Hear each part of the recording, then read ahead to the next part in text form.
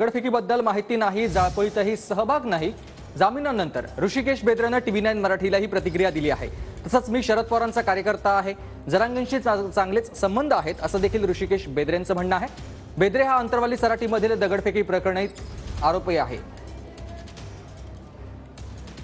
ऋषिकेशजी, साधारणपणे 25 दिवस तुम्हाला अंतरवाली सराटीतल्या गुन्ह्यामध्ये आणि त्याचबरोबर तुमच्याकडे सापडलेल्या पिस्टलच्या गुन्ह्यामध्ये जेलमध्ये राहावं लागलेलं.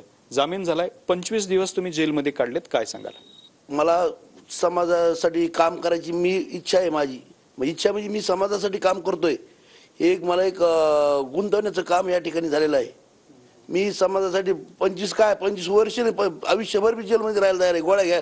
गोळ्या खायला बी तयार आहे समाजासाठी. मला काही माझ्या समाजासाठी मी पूर्ण वेळ मी समाजासाठी देतोय आणि पूर्ण पण आयुष्यभर मी समाजासाठी वेळ देत राहील.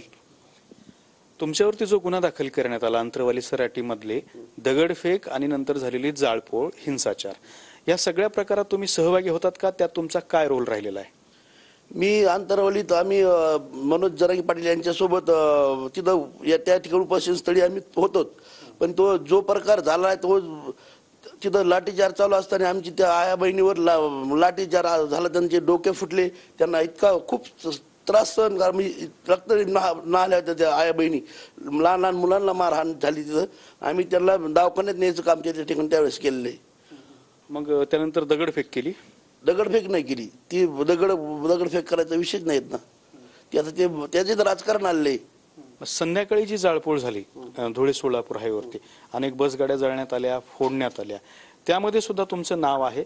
त्यामध्ये तुमचे कार्यकर्ते किंवा तुमचा सहभाग होता का? नाही, तिथं आम्ही आपले बीडचे ॲडिशनल SP साहेब सचिनजी पांडकर साहेब, आम्ही तिथं ह्याच्या वडी गुजरीच्या पुलाखाली चहा वगैरे घेतला.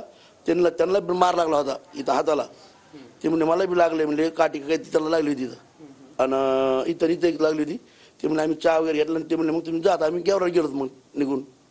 हो, म्हणजे त्या जाळपोळीमध्ये तुमचा कुठलाही रोल नाही, काहीच विषय नाही. दगडफेकीतही रोल नाही. तुम्ही राष्ट्रवादी काँग्रेसचे अध्यक्ष आहेत शरद पवार, त्यांच्यासोबतचे तुमचे फोटो बाहेर आले. राजेश टोपेंसोबतचे तुमचे फोटो बाहेर आले. ते अंतरवलीचा गुन्हा दाखल झाल्यानंतर मी पवार साहेबांना भेटायला राजेश भैया टोपे यांच्या रेस्ट हाऊसला पवार साहेब आले म्हणून मला कल्पना मिळाली. मी त्या ठिकाणी पवार साहेबांना भेटायसाठी त्या ठिकाणी गेलो. मी पवार साहेबांना सांगितलं की साहेब म्हणलं माझ्यावर असा गुन्हा दाखल झालाय. ते त्यांना माहिती दिली साहेबांना, पवार साहेबांना. म्हणजे तुम्ही पवारांचेच कार्यकर्ते आहात? मग पवार साहेबांचीच नेतृत्वाखाली काम केलेलं आहे मी. आता त्यांच्यात हे झालं, पवार साहेबांसोबतच आम्ही काम केलेलं आणि आता समाजासोबत काम आम्ही आयुष्यभर समाजासोबत काम करणार. कॅमेरामन अमित आडेसोबत दत्ता कानवटे, TV9 मराठी, छत्रपती संभाजीनगर.